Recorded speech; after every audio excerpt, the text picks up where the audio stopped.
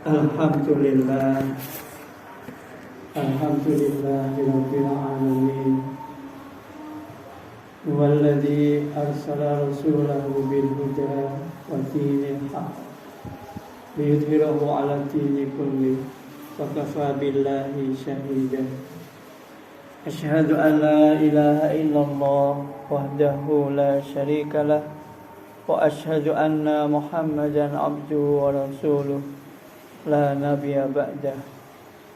Allahumma salli wa sallim wa barik ala Muhammad wa ala alihi wa ashabihi ajma'in.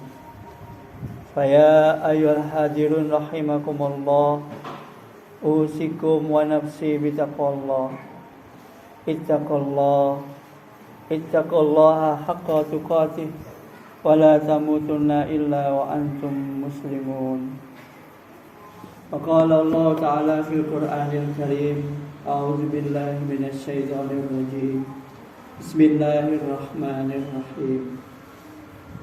Wa kadzalika ja'alnakum ummatan wasatan litakunu syuhada'a 'alan nas wa yakuna ar-rasulu 'alaikum syahida.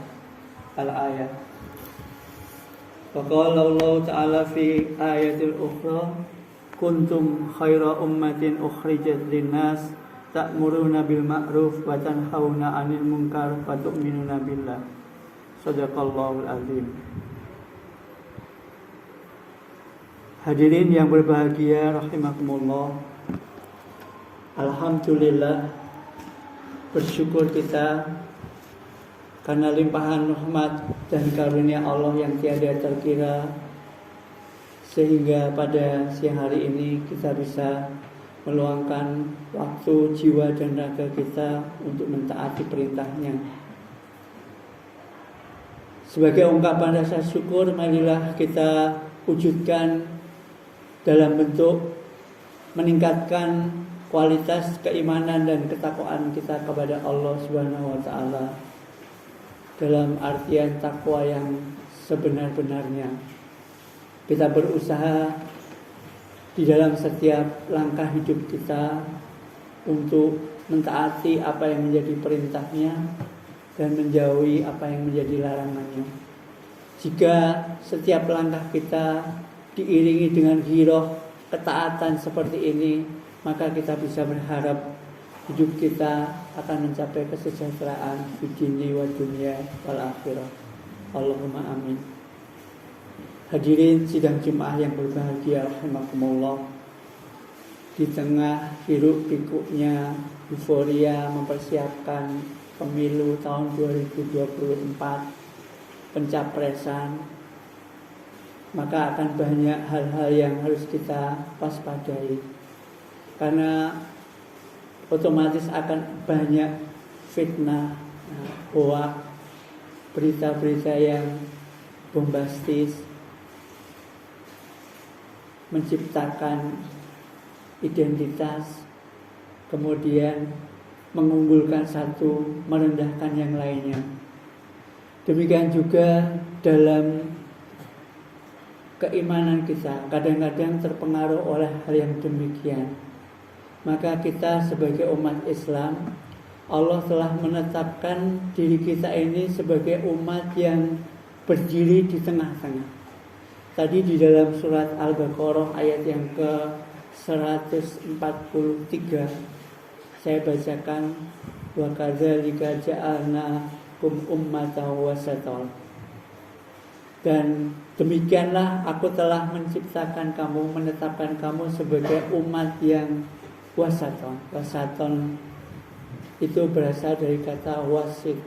Wasit kita tahu kalau dalam pertandingan itu fungsinya adalah menengahi. Maka ummatan wasatol artinya umat yang harusnya berdiri pada tengah-tengah. Para mufassir mengatakan wasit itu artinya adil. Ada juga yang mengatakan artinya terbaik. Sehingga tadi juga saya bacakan surat Ali Imran ayat yang ke-110 yang Allah mengatakan kuntum khaira ummatin ukhrijat linnas. Sesungguhnya kamu itu adalah umat yang terbaik di antara manusia. Maka para mufasir juga mengatakan bahwa wasaton itu artinya kita harus bisa berdiri di antara berbagai persoalan yang tengah kita hadapi saat ini. Sehingga pemerintah sebenarnya ada menganjurkan gerakan wasatania atau gerakan untuk berdiri di tengah-tengah di antara berbagai agama yang ada di Indonesia. Ini yang dianjurkan di dalam pemerintah kita. Hadirin sidang Jumat yang berbahagia, sebagai umat Islam kita memang sering dihadapkan pada dua kubu yang saling bertentangan.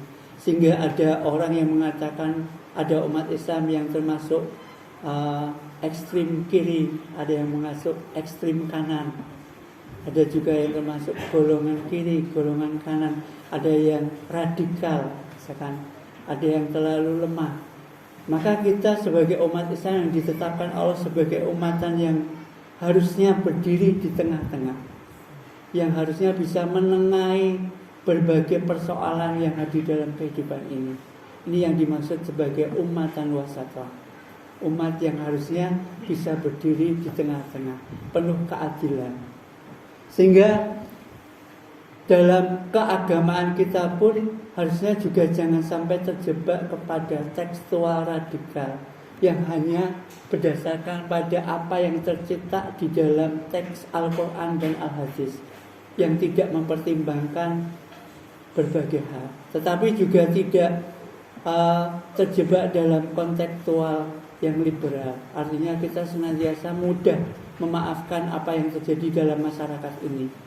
Kalau dalam kehidupan kita bernegara, kadang-kadang kita terjebak dalam budaya, karena kita ini negara yang sangat berbudaya.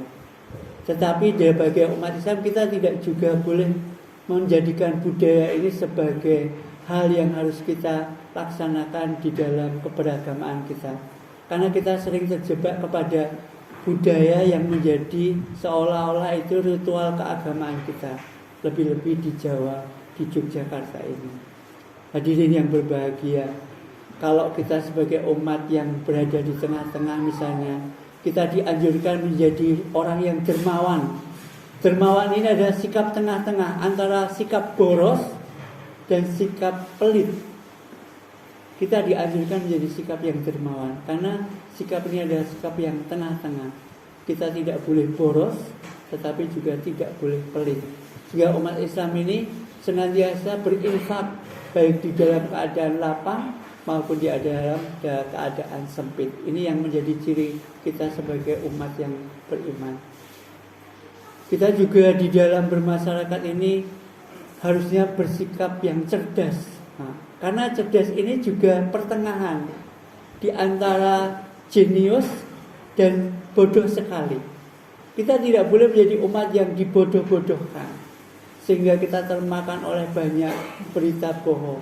Tetapi kita tidak boleh menjadi umat yang terlalu maju atau jenius kalau berangkat, sehingga kejeniusan kita ini menjebak pada diri kita untuk senantiasa bersifat kaku di dalam masyarakat.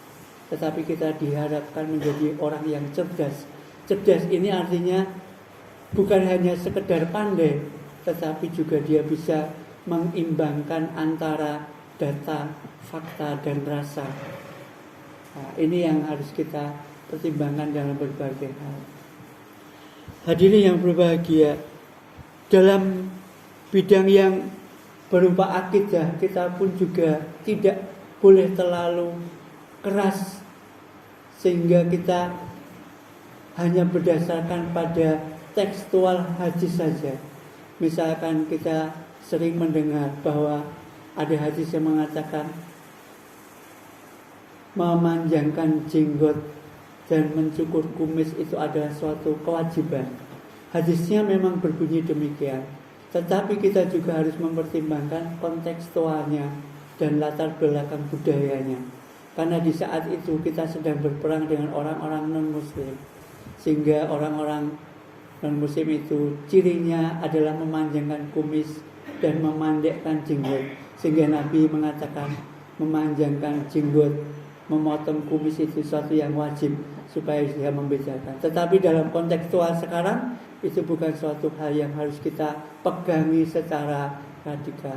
Sehingga mengatakan orang yang tidak berjenggot itu bukan menandakan orang Islam. Dan banyak hal yang seperti ini yang harus kita sikapi dengan tengah-tengah. Misalkan kita juga sering mendengar orang yang memanjangkan kainnya sampai di bawah lutut itu adalah orang yang takabur. Misalkan demikian. Kita juga sehingga ada beberapa yang mengatakan sehingga ini menjadi suatu kewajiban. Sehingga orang-orang yang celananya sampai di bawah lutut itu bukan menandakan orang yang beriman. Bukan demikian. Karena itu pun kontekstual hadisnya akan sangat berbeda. Ini dalam hal akidah pun kita juga harus menyeimbangkan dalam hidup kita. Lebih-lebih dalam kehidupan kita, kepentingan kita. Allah sudah mengatakan jangan sampai kita condong kepada kebutuhan duniawi saja sehingga melupakan akhirat kita. Atau sebaliknya, kita cenderung kepada hal akhirat saja sehingga melalaikan dunia kita. Sebagaimana Allah mengatakan dalam surah Al-Qasas ayat yang ke-77. Wabtaghi fima ataqallahu daral akhirah wala tansa nasibaka minad dunya. Capailah apa yang Allah berikan padamu di dunia ini untuk menggapai negerimu di akhirat. Wala tansa nasibaka minad dunya. Tetapi janganlah kamu melalaikan bagianmu di dunia. Inilah yang dimaksud sebagai ummatan wasatan, umat yang berdiri di tengah-tengah. Inilah yang akan menjadikan diri kita sebagai umat yang terbaik, yang tadi diberikan oleh Allah sebagai umat terbaik yang diturunkan di antara manusia. Kuntum khaira ummah ukhrijat linnas ta'muruna bil ma'ruf wa tanhauna 'anil munkar wa tu'minuna billah. Inilah yang menjadi syarat supaya kita menjadi umat yang terbaik. Kita harus senantiasa berani menegakkan kebenaran, beramar ma'ruf dan bernahi mungkar. Di mana ada orang yang tidak berdiri di tengah-tengah kita tegakkan. Yang dimaksud adil demikian. Maka sebagaimana fungsi wasit di dalam permainan, wasit itu harus tahu mana yang disahkan, mana yang dianulir, mana yang dibolehkan, mana yang dilarang, mana yang dianggap melanggar, mana yang dianggap itu menguntungkan. Inilah fungsi kita sebagai umat Islam. Kita harus bisa berdiri sebagai ummatan wasatan.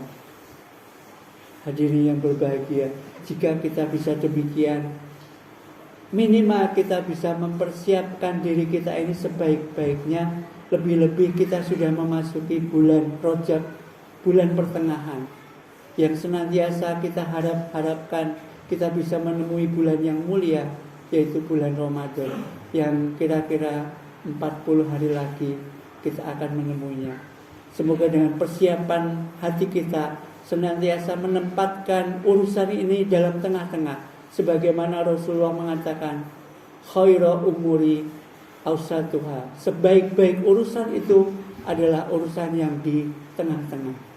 Kalau kita bisa menempatkan demikian, insya Allah kita akan mencapai kebahagiaan fidini wa dunya wal akhirah, mencapai keseimbangan dunia dan akhirat, mencapai keseimbangan lahir dan batin. Barakallahu li wa lakum fil Qur'anil azim wa nafa'ani wa iyyakum bima fihi minal ayati wa dzikril hakim wa taqabbala minni wa minkum tilawatahu fastaghfiruhu innahu huwal ghafurur rahim.